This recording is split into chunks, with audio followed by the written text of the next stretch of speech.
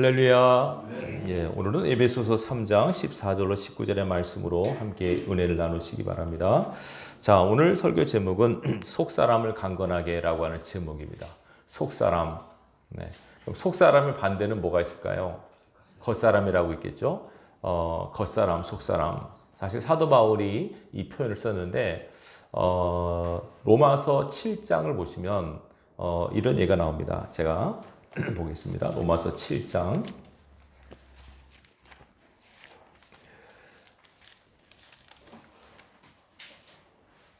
21절부터 23절까지 읽겠습니다. 그러므로 내가 한 법을 깨달았노니 곧 선을 행하기 원하는 나에게 악이 함께 있는 것이로다. 내 속사람으로는 하나님의 법을 즐거워하되 내 지체 속에서 한 다른 법이 내 마음의 법과 싸워 내 지체 속에 있는 죄의 법으로 나를 사로잡는 것을 보는도다. 아멘. 자, 여기 로마서 7장에 속사람이라는 표현을 썼고요. 그 다음에 한 번 더 찾겠습니다. 고린도 후서 4장입니다. 고린도 후서 4장 16절부터 18절까지입니다. 290면 고린도후서 4장 16절부터 18절까지. 자, 같이 읽겠습니다. 그러므로 우리가 낙심하지 아니하노니 우리의 겉사람은 낡아지나 우리의 속사람은 날로 새로워지도다. 우리가 잠시 받는 환난에 경한 것이 지극히 크고 영원한 영광에 중한 것을 우리에게 이루게 함이니 우리가 주목하는 것은 보이는 것이 아니요 보이지 않는 것이니 보이는 것은 잠깐이요 보이지 않는 것은 영원함이라. 아멘. 자, 지금 읽은 세 곳에 보면 속사람이라는 단어가 나오고 고린도후서 4장에는 겉사람이라는 단어가 나오죠. 자, 겉사람이라 하면 여기 나온 말씀대로 낡아지나, 겉사람이라고 하는 것은 우리 육신을 뜻하는 것을 알 수 있습니다. 나이가 들면 점점점 늙어지죠. 피부도 쭈글쭈글해지고 이렇게 탄력이 없어지고 뼈는 점점점 약해지고, 그래서 겉사람은 점점점 낡아지고 후패하고 힘 떨어집니다. 그렇지만은 속사람은 새로워진다, 이런 말을 하고 있죠. 그리고 속사람에 대한 얘기가 오늘 에베소 3장에 나옵니다. 자, 이 겉사람과 속사람은 일단은 눈에 보이는 부분 그리고 보이지 않는 부분. 그러니까 사람을 딱 볼 때, 사람은 일단 딱 봤을 때 눈에 보이는 외형이 있죠. 외적 모습이 있고, 그런가 하면은 사람의 눈으로 볼 수 없는 내적인 부분이 있습니다. 그래서 눈에 보이는 외적인 부분을 겉사람이라고 한다면 보이지 않는 부분을 속사람이라고 하시면 됩니다. 자, 이게 왜 의미가 있는가 하면 성경을 가만히 보면 이렇게 영적인 것과 육적인 것으로 나누는 것을 많이 볼 수 있습니다. 예, 영의 세계와 물질의 세계, 그죠? 현실과 내세는 것처럼. 자, 구약에 보면요, 아브라함과 조카 롯, 영과 육의 사람으로 갈라지는 걸 볼 수 있고, 아브라함의 아들 이삭 있죠. 이삭과 이스마엘 역시 영의 사람, 육의 사람으로 대비가 되고, 이삭의 아들 야곱과 에서가 있죠. 역시 영의 사람, 육의 사람으로 대비가 되고, 야곱의 아들들 12아들 중에서 요셉과 그 형제들 영의 사람과 육의 사람으로 대비가 돼요. 이렇게 보면 서로 대칭 관계에 있는 것을 알 수 있습니다. 그래서 보면 이 겉사람과 속사람 역시 한 사람 속에, 놔두세요, 한 사람 속에 있는 존재, 한 사람 속에 이 두 모습이 있으면서 이 둘이 서로 갈등을 합니다. 이 둘이 서로 갈등하는 걸 볼 수 있습니다. 그렇죠? 이 둘이 서로 싸우고 갈등합니다. 이 내적 갈등이 우리가 말하는 영적인 전쟁입니다. 이것이. 그래서 이걸 우리가 깊이 생각해야 되는 것이, 신앙을 하잖아요. 신앙을 하게 되면 제일 먼저 우리는 하나님에 대한 지식이 생기게 돼요. 그렇죠? 하나님을 알게 되면서부터 그 다음에 생기는 지식이 자기 자신에 대한 지식입니다. 이 두 가지 지식으로 우리의 삶이 새롭게 시작이 되는 겁니다. 이걸 여러분들이 잘 아셔야 됩니다. 자, 보십시오. 우리가 신앙을 할 때 여러분 경험하셨을 거예요. 내가 만약 어떤 때가 되면 막 은혜가 충만하다가도 어떨 때 은혜가 떨어진 것을 경험하셨을 거예요. 그래서 이전에 보면 교회마다 부흥회를 해요. 성도들이 봤을 때 좀 은혜가 떨어지는 것 같다. 그러면은 부흥회를 막 합니다. 강사를 모시다 부흥회를 하면은 막 부흥 집회를 3박 4일 하면은 어떻게 합니까? 은혜가 충만하죠. 사람들이 막 은혜 충만해서 막 좋아하고 막 그럽니다. 근데 또 시간이 지나면 어떻게 됩니까? 시간이 지나면 또 이렇게 시들시들 힘이 없어지고 은혜가 떨어지는 또 모습이 보여집니다. 개인적으로 저도 그런 체험을 했고 여러분들 아마 그런 경험이 있을 겁니다. 자, 이게 왜 그럴까요? 은혜가 충만하다가도 좀 지나면 또 은혜가 떨어지고 또 시간이 지나면 또 옛날처럼 우리 서로 도루묵처럼 다시 돌아가 버려요. 자, 이런 증상이 왜 나타날까요? 이거는 하나님과의 관계에 있어서 문제가 있다는 거죠. 그러면 하나님께 문제가 있을까요? 우리에게 문제가 있을까요? 예, 하나님께는 문제가 없어요. 우리에게 문제가 있는 거죠. 자, 아까 말씀드린 예수를 믿고 나서 제일 먼저 하나님에 대한 지식, 그 다음에 사람에 대한 지식, 어찌 보면 나에 대한 지식이 눈이 떠집니다. 자, 사도 바울 같은 경우 보면 그의 사역에 있어서 큰 충격을 2번 받았다고 생각이 돼요. 큰 충격. 언제냐면 첫 번째 충격은 사도행전 9장에 보면 다메섹 도상에서 예수를 핍박하러 가다가 예수를 만난 사건이죠. 엄청난 충격을 받았습니다. 예수님이 누굽니까? 하나님이죠. 하나님이신 예수님을 이단이라고 생각했다가 그분이 바로 하나님이라고 하는 걸 사도 바울이 깨달았을 때 엄청난 충격을 받았습니다. 그 땅에 엎드러지죠. 자, 그 다음에 또 살다가 아까 읽은 로마서 7장에 또 한 번 놀랍니다. 아까 읽은 로마서 7장 내용이 뭔지 아십니까, 여러분? 사도 바울이 자기 속에 또 하나의 자기가 있는 걸 보는 거예요. 선을 행하고 싶어하는 나의 속에 또 악을 행하는 마음이 함께 있는 것을 보는 거예요. 그래서 굉장히 놀라요. 내가 죄종 아닌가? 나처럼 하나님을 열심히 섬기는 사람이 어디 있는가? 예수를 열심히 믿는 사람이 어디 있는가? 근데 자기 속에 마음으로 하나님의 법을 따라 살고자 하지만 또 자꾸 죄를 지으려고 하는 마음이 있는 것을 발견을 해요. 그래도 굉장히 놀라요. 그래서 로마서 7장에 보면 뭐라고 고백하냐면 오호라 나는 곤고한 사람이로다. 이 사망의 몸에서 누가 나를 건져낼 것인가. 이런 탄식을 하는 걸 볼 수 있습니다. 자, 말씀드렸습니다. 하나님을 처음에 발견했죠. 충격을 받았습니다. 두 번째 자신을 발견했습니다. 충격을 받았습니다. 자기 속에 이런 죄성이 있다고는 생각을 못한 거죠. 그래서 아까 읽었죠? 로마서 7장 아까 읽은 내용을 다시 한번 보면 이렇게 나옵니다. 선을 행하기 원하는 나에게 악이 함께 있다. 하나님의 뜻대로 살기 원하는 나에게 하나님의 뜻을 따라 살기 싫어하는 나도 함께 있는 것을 봐요. 그래서 이것 때문에 갈등하는 겁니다. 그래서 속사람으로는 하나님의 법을 즐거워하지만 또 다른 마음이 있어서 죄의 법으로 나를 사로잡아 오는 것을 보는 거예요. 자, 이게 왜 일어날까요? 이 마음이. 이걸 여러분들이 잘 분석하지 않으면 신앙을 잘 못합니다. 이걸 아셔야 됩니다. 아까 제가 말씀드린 은혜가 충만하다가 은혜가 떨어지고 또 충만하다 떨어지고 이런 모습들. 자, 보십시오. 우리 사도 바울이 지금 이걸 보면서 사람을 보는 겁니다. 인간을 보는 겁니다. 성경은 인생의 내비게이션이라고 하지만 어찌보면 인간 해부서입니다. 인간이 어떤 존재인가를 분명히 말씀하는 책이 성경입니다. 지금 바울이 자기를 통해서 인간을 보는 겁니다. 자, 보세요. 인간이라고 하는 것은 아까 말씀드렸죠. 보이는 겉사람이 있고 보이지 않는 속사람이 있어요. 그렇죠? 겉사람은 이게 눈에 보이는 이 부분이고 속사람은 뭐가 있을까요? 혼과 영이 있어요. 여러분, 인간은 영과 혼과 육으로 이루어진 존재임을 아시죠? 그렇죠? 자, 그래서 예수를 믿잖아요. 예수를 믿게 되면 성령이 우리 안에 들어오세요. 들어오셔가지고 영이 살아나요. 우리 영이. 그전까지 영이 살아있는 존재가 아니죠. 인간은 영을 갖고 있지만 영이 잠자고 있거나 죽은 것 같은 상태에 있어요. 근데 성령이 들어오시면 영이 살아나고 깨어나요. 이걸 우리가 중생한다 그래요. 그때부터 우리 속에 예수 믿는 사람 속에 성령이 들어오시면서 내 속에 있던 영이 살아나고 활성화돼요. 움직이게 돼요. 그래서 영이 활성화되잖아요. 그러면 영을 둘러싸고, 제가 둘러싸는 말로 표현할게요. 영을 둘러싸고는 혼이 있어요.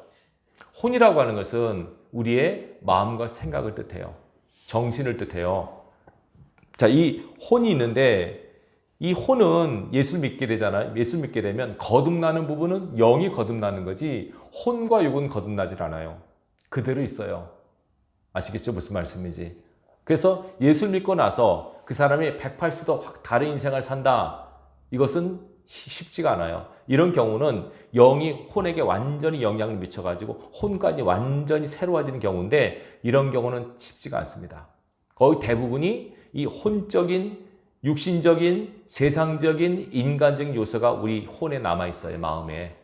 그래서 예수 믿고 살다가도 이 혼적인 요소가 강해지게 되면 다시 옛날로 믿지 않을 대로 불신자처럼 살아가는 모습을 띠게 돼요. 그래서 우리가 예수 믿게 돼서 하나님의 성령 우리 안에 거하시지 않습니까? 그러면 우리가 할 일이 뭐냐면 이 영을 늘 충만하고 강하게 만드는 일을 하셔야 돼요. 그래야만 영이 혼을 통제하게 되고 혼이 육을 통제하게 돼요. 그렇지 않으면 거듭나도 우리 영이 활성화되지 않으면 혼의 통제를 받게 돼요, 영이. 그래서 예수를 믿어도 교회는 나오지만 어떨 땐 불신자처럼 똑같이 행하는, 예수 믿지 않은 사람들은 똑같이 행하는 모습을 보이게 돼요. 교회에서는 안 그러죠. 근데 교회 밖에서 가정에서 일터에서 저 사람 크리스찬 맞나 하는 말과 행동을 하게 돼요. 그 사람은 영의 사람이 아니라 혼의 사람이에요. 그렇기 때문에 그 혼이 영을 지배하도록 내버려둬서는 안 되는 거죠. 말씀드렸지만 혼은 오랜 시간에 걸쳐서 성화되는 과정을 필요로 해요. 예수를 믿고 구원받았지만 우리 혼이 거룩하게 되기 위해서는 많은 시간과 거룩한 몸부림이 필요해요. 우리가 싸우는 영적 싸움은 이 혼과의 싸움입니다. 육신적이고 세상적으로 향하는 이 혼과의 싸움이 영적 싸움임을 여러분들이 꼭 기억하시기 바라요. 자, 그래서 보세요. 거듭났잖아요. 거듭나면 맨 처음에 여러분 은혜 받을 때 아십니까? 은혜 받으면 어떤 느낌이 드냐면 다는 안 그렇지만 많은 경우에 은혜 받으면 처음에 눈물을 흘려요. 그죠? 성령의 역사하면 영이 활성화되잖아요. 영이 활성화돼서 제일 먼저 오는 감정 중에 하나는 애통하는 마음이에요. 슬픈 마음이에요. 나의 죄 때문에, 하나님의 사랑 때문에 감격하고 슬퍼하는 마음이 있어요. 그래서 눈물을 흘려요. 아시겠죠? 무슨 말씀인지. 영이 깨어나면 제일 먼저 내가 죄인이구나 라고 하는 영적 감각이 살아나면서 슬프고 애통하는 마음을 흘려서 회개의 눈물을 흘립니다. 이거 영의 첫 번째 작용 중에 하나. 그 다음에는요, 영이 충만해지게 되면, 영이 강해지게 되면 평안한 마음이 와요. 평안함이 와요. 그 다음에는 좀 더 충만하게 되면 기쁨이 막 와요. 기쁨. 동시에 담대함도 생겨요. 그래서 이 애통함과 그 다음에 평안함과 이 기쁨과 담대함은 내 안에 영이 충만해지고 강해질 때 나타나는 현상들이에요. 이런 경험들을 꼭 하시길 바랍니다. 예수님께서 성령을 받으라, 나의 평안을 너에게 끼치노라, 내 기쁨을 너에게 끼치노라, 이런 말씀들은 우리 안에 성령께서 역사하셔서 나타나는 현상들을 뜻하는 말들이에요. 그러니까 예수를 믿고 이런 평안함과 기쁨과 담대함과 애통함들을 여러분들이 경험하셔야 돼요. 이때는 영이 충만한 상태, 영이 강건한 상태예요. 그런데 이제 영이 강건해져야 되는데 영은 살아있는 상태가 되기 때문에 여러분 살아있는 모든 생명체는 반드시 에너지가 공급이 돼야 돼요. 그렇죠? 그래야만 우리 육신도 밥을 들어가야만, 음식이 들어가야만 힘을 낼 수 있듯이 영도 영적인 에너지가, 쉽게 말하면 영의 밥이 공급이 돼야지 영이 활성화되고 강해지고 성장하고 성숙할 수 있는 거예요. 그러면 이 영에게 에너지를 공급하는 통로가 뭘까요? 바로 예배입니다. 예배. 예배를 통해서 여러분들이 말씀을 듣고 찬양을 하고 기도하면 내 영이 활성화되고 힘을 얻게 돼요. 예배를 안 드리게 되면 알건 모르건 간에 영에게 영적 양식이 공급이 안 돼서 힘을 잃게 돼요. 그래서 여러분들이 만약에 은혜가 떨어졌다, 막 힘들다 하면 더 예배를 드리셔야 돼요.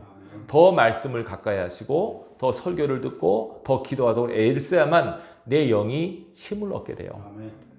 영이 충만하잖아요. 영이 강건해지면은 여러분들이 말씀드렸지만 막 상황은 어려운데 마음 편안한 거 있죠.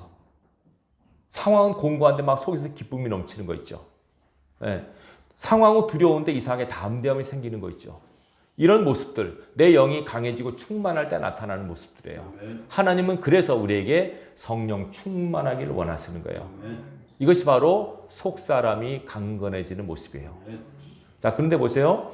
이 영은, 그러니까 영과 혼과 육이 서로 연결되어 있기 때문에 영이 강건해지고 충만해지면 영이 혼에게 영향을 미치기 때문에 이런 어떤 마음의 기쁨도 생기고 즐거움도 생기고 행복감도 느끼게 돼요. 근데 영이 활성화가 안 되고 영이 밥을 먹지 않고 영이 굶주리게 되면은 어떻게 될까요? 영이 위축이 되고 영이 쉽게 말씀드리면 영이 힘을 잃고 작아지게 돼요. 혼이 강해지게 되면 아시겠는가요? 네, 혼이 강해지면 그럼 어떻게 돼요?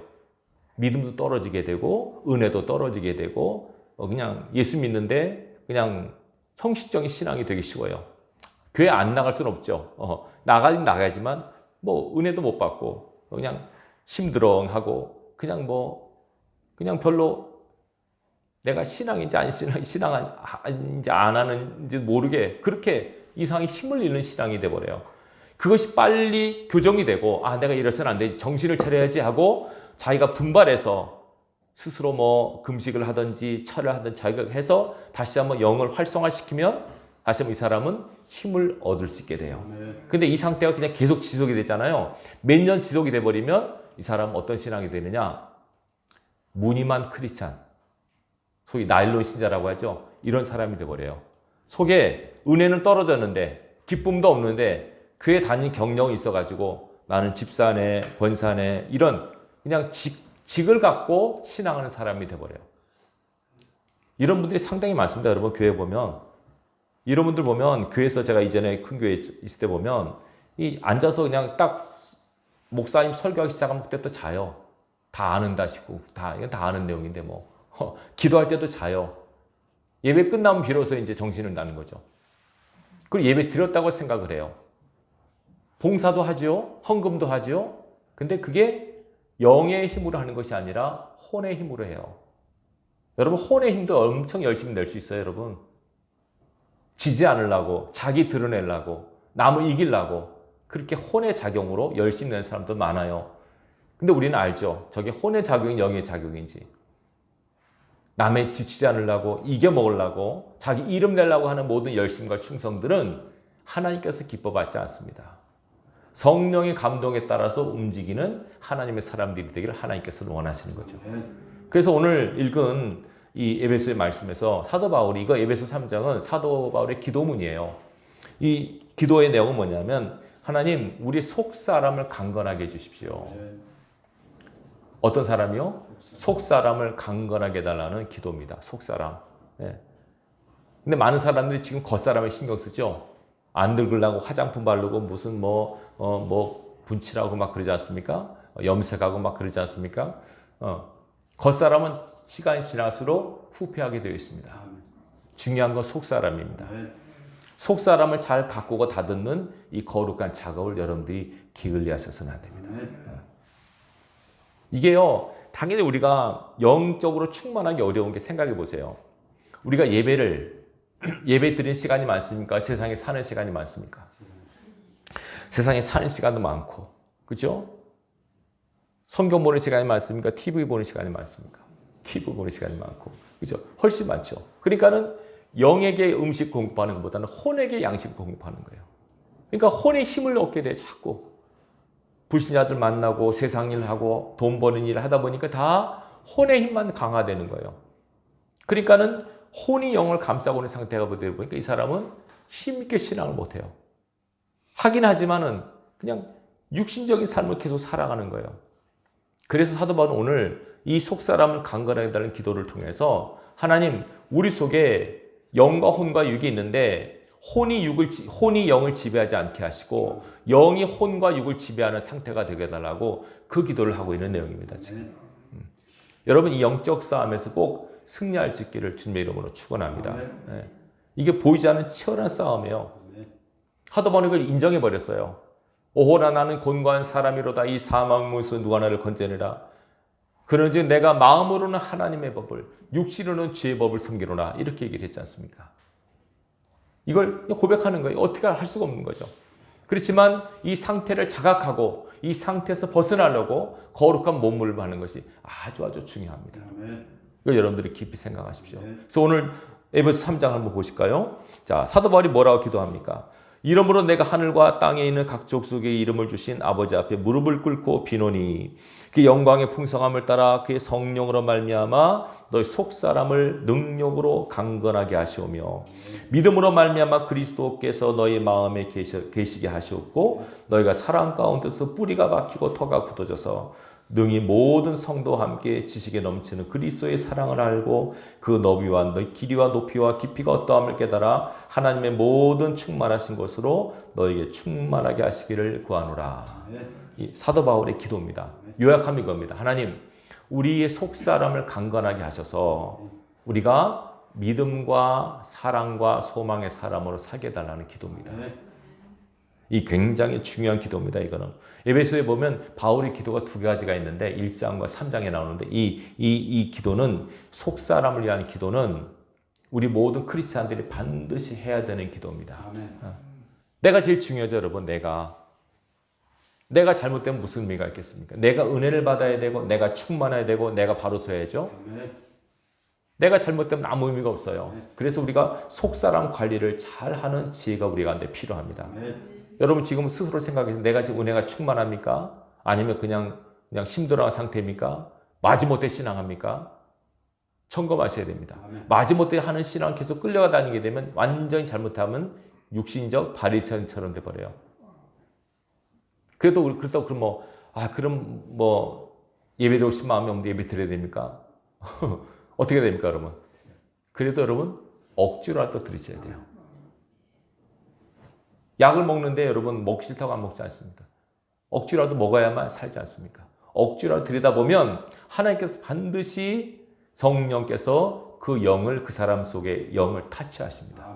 그래서 그 영이 깨어나게 하시고 영을 활성화시키게 하십니다. 그러면 우리 영을 활성화시키는 방법이 뭐였다고요? 예배죠. 예배 중에 선포되는 말씀이요. 우리 영에 힘을 주는 양육양식을 여러분 꼭 기억하시기 바라요. 네? 그 다음에 찬양, 기도, 방언기도 이런 것들이 우리 영을 활성화시키는 가장 좋은 방법 중에 하나입니다. 그 영이 활성화되게 되면 충만해지게 되면 그야말로 아까 말씀드린 애통이나 담대함이나 기쁨이나 평안의 상태가 우리 마음을 지배하게 돼요.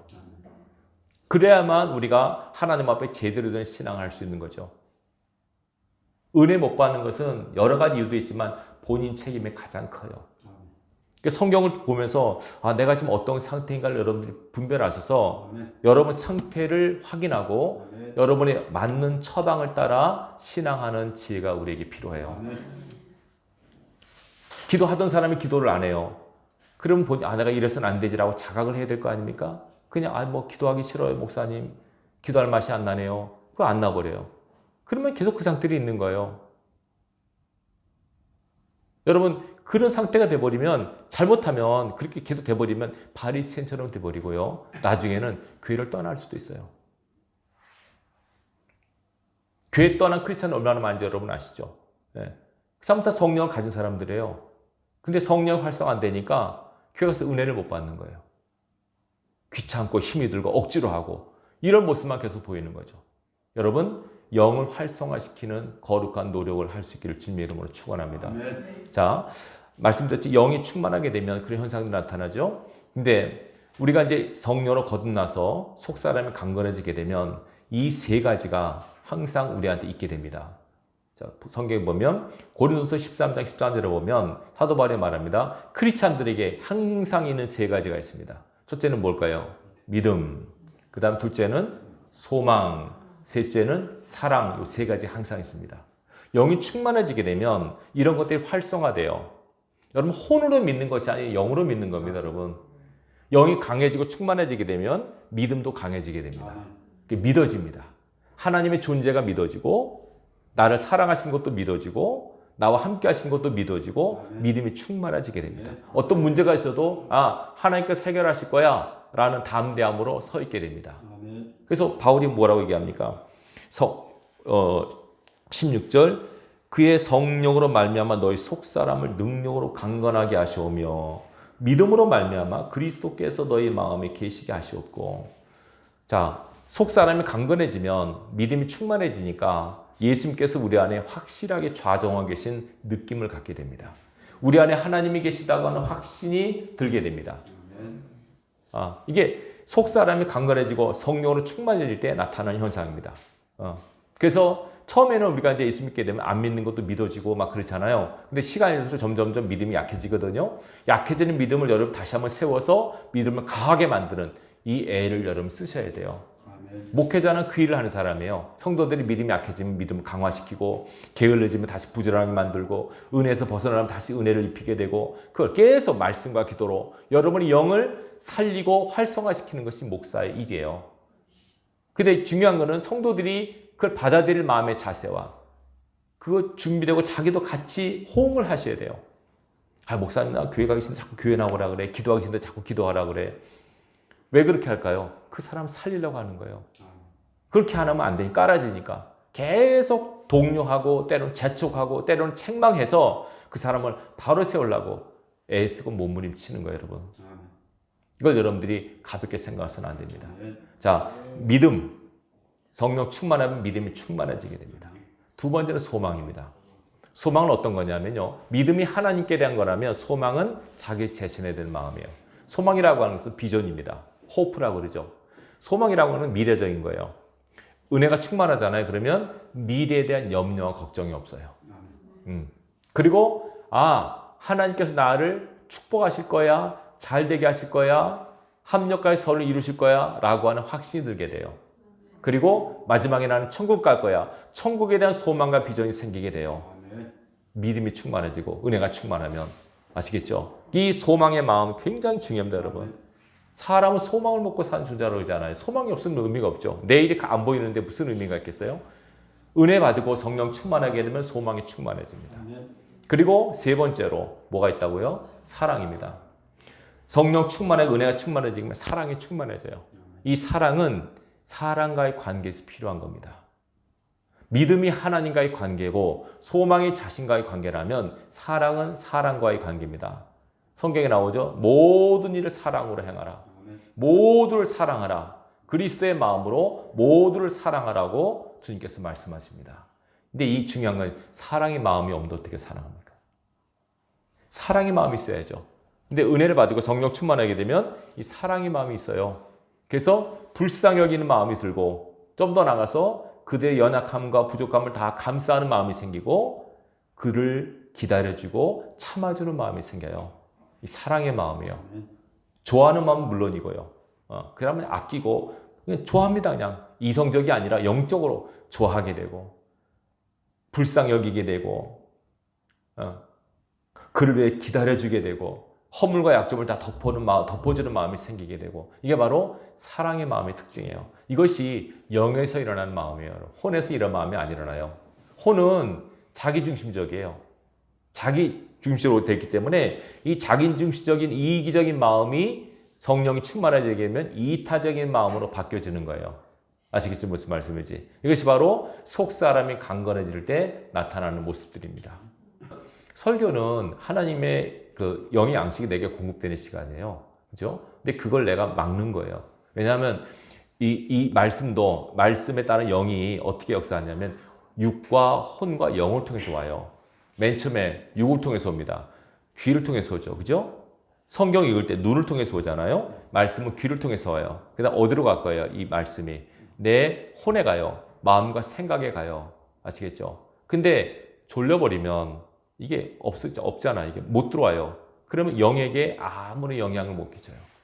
예배 1시간 들어도 그 사람 영은 아무 음식을 안 먹은 것과 똑같아요. 그냥 밥상 앞에서 밥 한 그릇 안 먹고 나오는 것도 똑같아요. 식당에 가서 밥 먹잖아요. 돈만 주고 밥 한 것도 못 먹고 그냥 나온 것 똑같아요. 그럼 영이 굶주리게 되고 힘을 잃게 돼요. 그럼 믿음이 떨어지게 되고 은혜가 떨어지게 되고 시험 들게 되고 영적 싸움에 지게 되고 그러면 잘못하다간 그렇게 오래 가다간 무늬만 크리스찬이 돼요. 그래서 제가 성도들한테 꼭 주일날 예배 드리십시오. 예배 빠지면 안 됩니다. 예배 드리십시오. 말씀 들으십시오. 말씀 읽으시고 기도하십시오. 계속 독려하는 이 중에 하나가 그거예요. 왜냐하면 우리 영은요 감각이 없어요. 우리에게 영은 혼은 감각이 있죠. 혼은 감각이 있어요. 그래서 여러분 좋은 감정, 싫은 감정 다 느끼죠. 아, 좋다, 싫다, 맛있다, 너 다 이게 혼으로 정신으로 느끼는 거예요. 아, 저 사람 좋다, 나쁘다 다 느끼는 거죠. 영은 그런 감각이 없어요. 영의 감각이 살아나기 위해서 영이 충만하지 않으면 안 돼요. 그 영적인 감각이 충만하고 강한 사람은 딱 영적으로 분별이 되고 판단이 되는 거예요. 혼으로 되는 게 아니죠. 그래서 우리가 하나님의 사람으로서 이 세상을 분별해야 되잖아요. 이거 하도 여러분 가짜가 많아가지고 어느 분 그러더라고요. 뉴스 믿지 말라고. 이게 진짜 뉴스 가짜. 적어도 뉴스는 우리가 믿어야 되는데 이게 진짜인지 가짜인지 구별이 안 되는 거예요. 영적으로 보면 분별이 돼요, 여러분. 저게 진짜인지 가짜인지. 저 사람이 진짜 목사가 가짜 목사가 그 분별이 돼요. 왜? 영으로 분별하니까. 신령한 것을 분별하게 되는 거예요, 여러분. 혼으로 분별하는 게 아니에요. 혼으로 분별하면 잘못하면 헷갈리게 돼요. 마음으로 생각으로는. 왜냐하면 우리 혼은 아직도 거듭나지 않았기 때문에 이건 계속 시간이 걸려서 많이 오랜 시간을 걸쳐서 육적을 깎고 다듬고 그래야만 되거든요. 그래야만 우리가 영적으로 충만함을 입을 수 있어요. 그래서 여러분 신앙 싸움은 혼과의 싸움을 기억하시기 바라요. 내 마음속에 혼적인 요소 아시겠죠? 그러니까 세상물로 살려고 하고 하나님과 멀어지려고 하는 이 혼적 요소를 철저하게 봉족시키는 철저하게 십자가에 못 박는 이 거룩한 싸움도 여러분들이 하셔야 됩니다. 아멘. 바울이 나는 십자가에 죽었다는 것은 뭘 죽었다는 걸까요? 혼을 죽였다는 거예요. 혼. 영이 죽으면 안 돼요. 혼이 죽였다는 겁니다. 혼.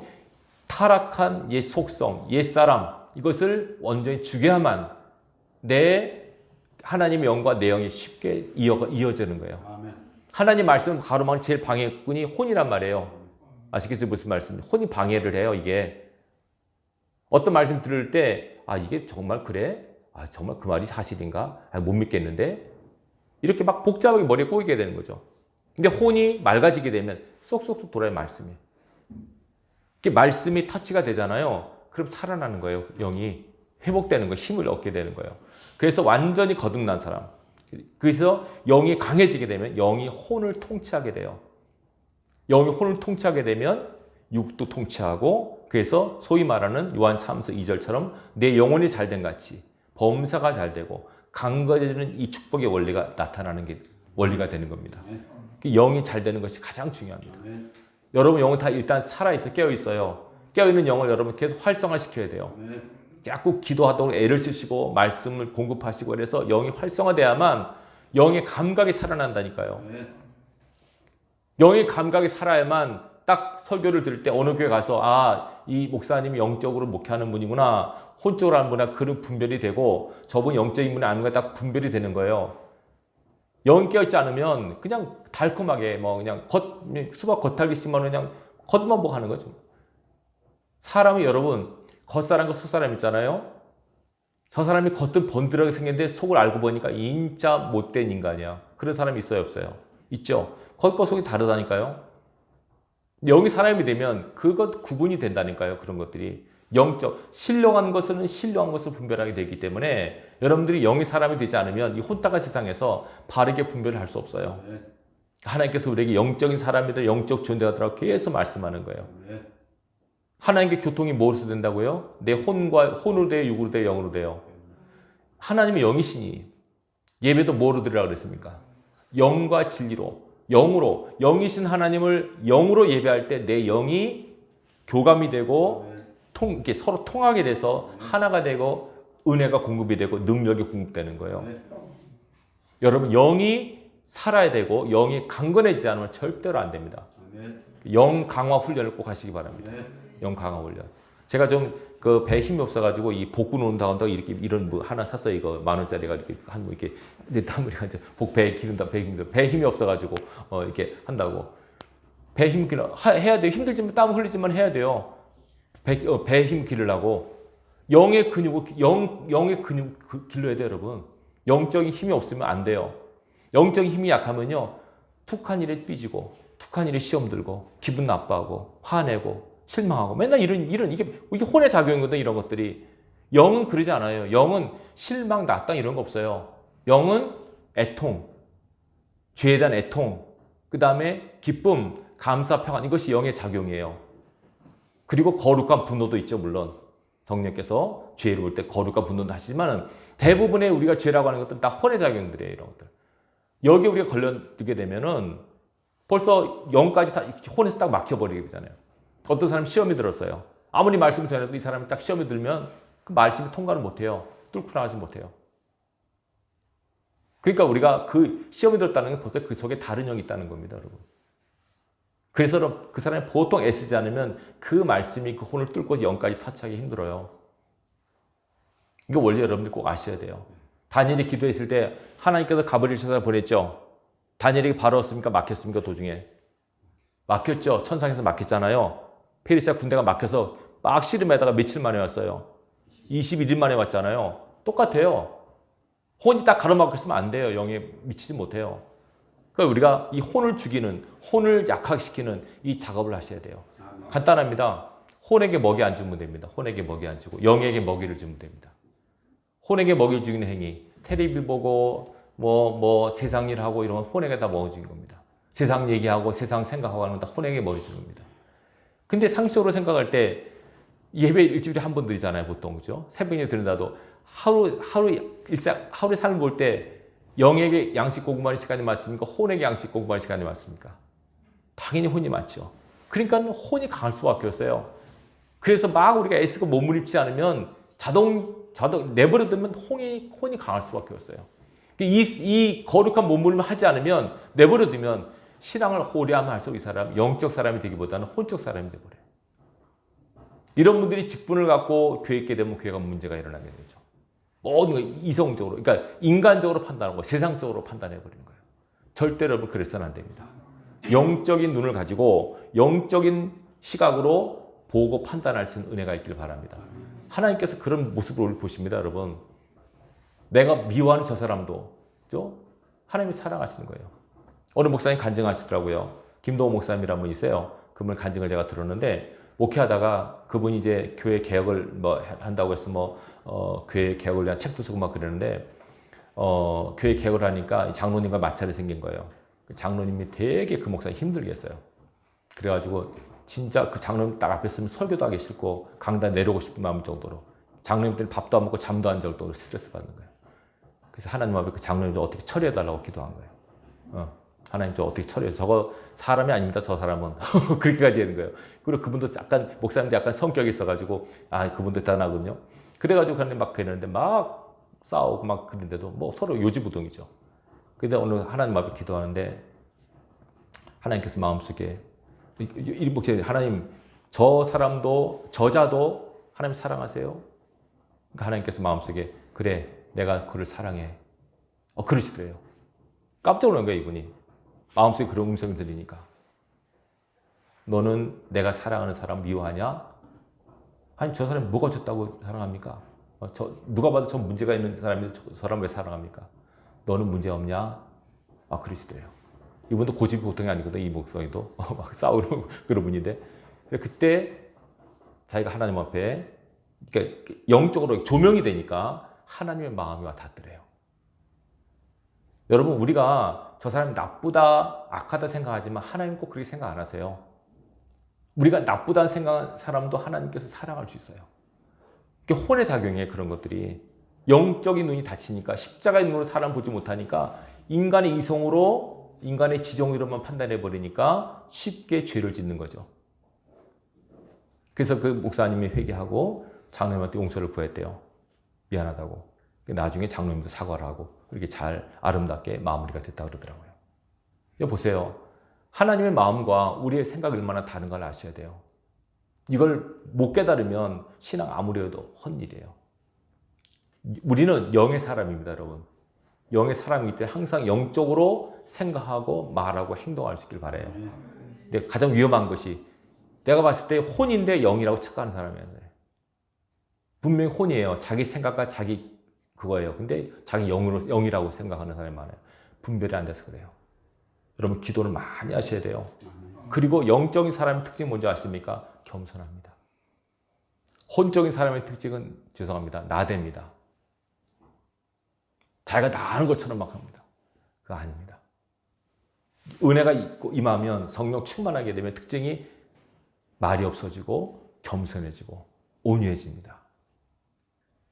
그러나 불의에 대해서는 항거하지만 그죠? 성령 충만하게 되면 예수님의 성품이 나와요. 온유하고 겸손한 성품이 나옵니다.